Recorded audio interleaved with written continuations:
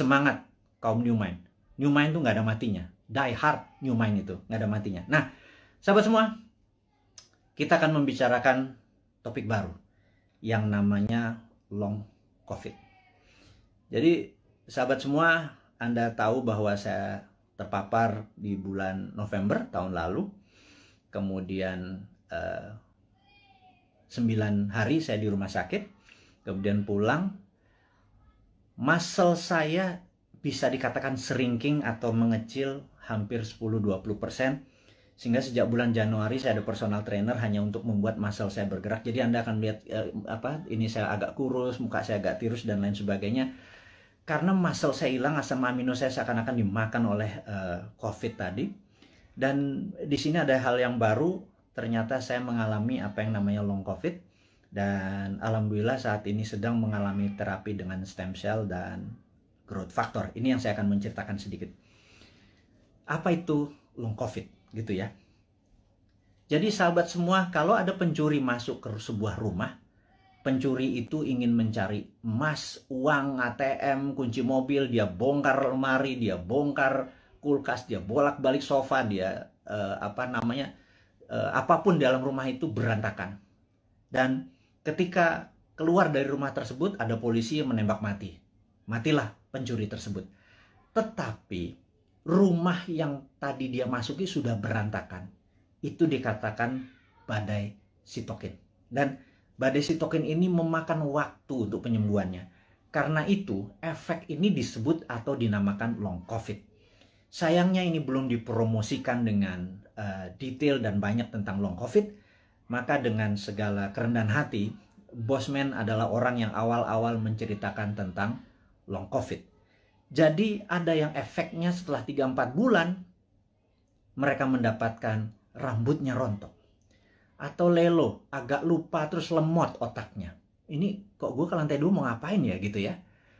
Kemudian ada yang gulanya yang biasanya normal 100, toto menjadi 300. Atau asam uratnya naik, atau setiap malam berdebar-debar gitu ya.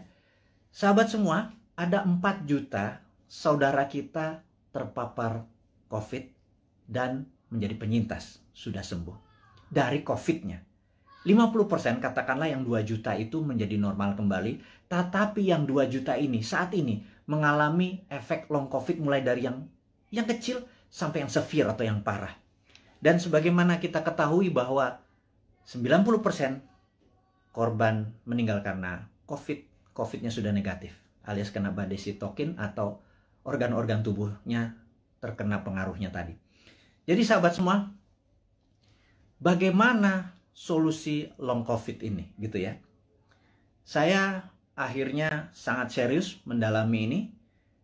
Saya bergabung dengan beberapa dokter yang saya anggap mereka adalah pejuang-pejuang kesehatan.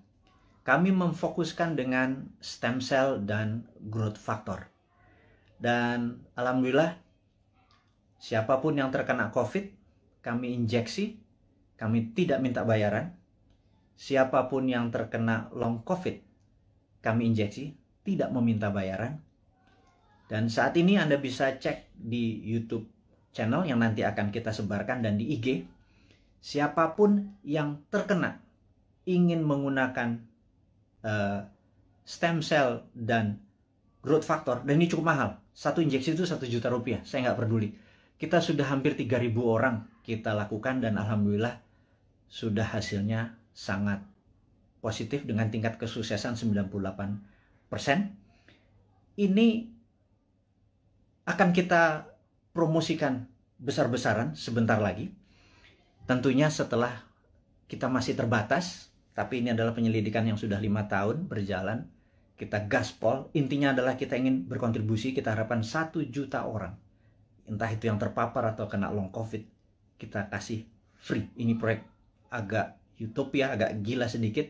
Tapi itulah New Mind. Tidak minta sumbangan pemerintah, tidak minta sumbangan apapun. Tetapi kalau Anda kami tolong, dan rambut Anda yang rontok tahu-tahu tumbuh kembali setelah beberapa kali diinjeksi, kami mohon dengan hormat, Anda gratis. Tapi kalau Anda mau berkontribusi untuk menolong sesamanya, terserah. Mulai dari 0 sampai tak terhingga, Anda lakukan pembayaran atau tidak sama sekali, kita nggak peduli, kita punya cara lain. Jadi intinya adalah stem cell dan growth factor ini akan menjadi senjata kita untuk menolong teman-teman yang long COVID. Saya tahu di antara 6.000 saat ini hampir 7.000 ada mereka yang jadi yang saat ini gue deg-degan kalau malam itu jangan-jangan long COVID karena gue udah penyintas COVID. Ini yang membuat gula gue naik, ini membuat dimmer gue naik dan lain sebagainya. Yuk kita diskusi lebih detail lagi tentang hal ini. Anda boleh DM atau nanti komen di IG kita atau di YouTube channel kita, karena kita akan merinci sekali lagi. Jadi ini berbeda sekarang YouTube-nya dengan YouTube yang dulu. Kita akan lebih banyak kontribusi-kontribusi ini, tapi bukan hadiah-hadiah, tetapi benar-benar ingin penyembuhan masalah COVID dan long COVID ini. Ini sedikit kontribusi dari kaum New Mind. Dan bagi mereka yang sehat, supaya tidak terpapar, kita adalah orang yang ingin imunitas kita tinggi, kita ada imunodulator. Ini juga free, kita akan kasih semua orang. Ini berbahan baku juga ada stem cell dalam tanda petik yang kita keringkan dicampur dengan herbal. Ini juga gratis. Kalau Anda minta imunodulator, kita kirim dimanapun, tapi ongkos kirimnya Anda tanggung kalau itu di luar Jakarta. Kalau di Jakarta ambil sendiri. Nanti tempat-tempatnya kita kasih tahu, ada yang di Citos, ada yang di Senayan dan lain sebagainya. Itu detailnya. Imunodulator ditargetkan adalah mereka yang ingin titernya atau antibodinya tinggi, atau mereka yang dalam proses penyembuhan setelah recover dari COVID. Sekali lagi, kita akan menyiapkan imunodulator. Namun kalau long COVID tadi yang stem cell dengan growth factor, kita injeksi ke muscle atau daerah bokong gitu ya, akan kita masukkan. Oke, itu adalah informasi kedua, sahabat semua. Yang ketiga adalah sahabat saya, seorang profesor filosofi, guru besar universitas cukup terbesar di Jawa Tengah, tadi pagi menyatakan, Mas Mardigu, sampean ini memang gila katanya. Anda benar-benar mendeklar diri Anda sebagai Westphalian. Saya begitu dikatakan saya sebagai Westphalian ini saya tertawa. Karena bagi orang seperti saya, no need an explanation tentang apa itu Westphalian. Jadi, tapi saya yakin teman-teman yang masih muda di bawah 40 tahun, mungkin yang memahami Westphalian ini cuman 5-10%. Ya udah, saya review apa. What the hell is Westphalian gitu ya. Jadi Westphalian ini adalah orang-orang yang mendukung. Ini adalah di abad 17, tepatnya mungkin tahun 1648. Ada Westphalian, sebuah kota yang sekarang di wilayah Jerman, Westphalia. Itu mengadakan treaty, perjanjian antara kaum monarki dengan nasionalis. Jadi disitulah masa keemasan awal kaum nasionalis yang nanti melahirkan demokrasi, dan masa suram dari kerajaan atau monarki. Dan sejak saat itu negara-negara Eropa perlahan-lahan monarkinya makin turun dan berakhir di Perang Dunia Pertama. Negara-negara menjadi nasionalis atau disebut nation state. Nation adalah negara, state adalah bangsa. Jadi negara bangsa adalah pemahaman Westphalian.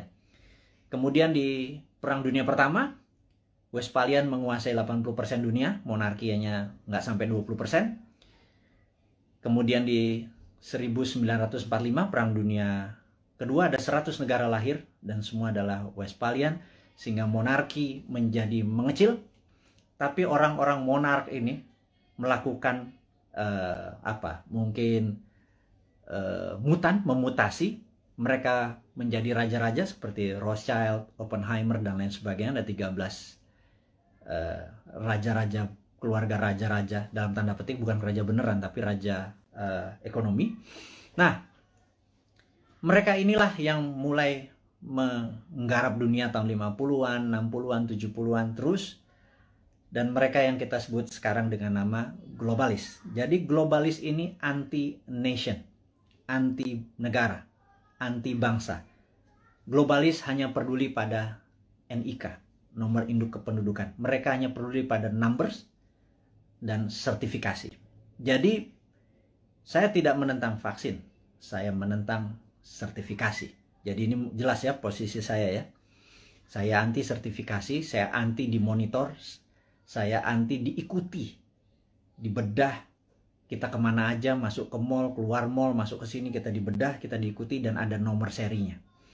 Itu adalah cita-cita globalis dari dulu. Kita sebagai kaum Westphalian yang nasionalis patriotik, kita menganggap bahwa mereka adalah common enemy atau musuh bersamanya. Dan globalis ini di belakang Tiongkok dan di belakang Amerika dan negara-negara lemah.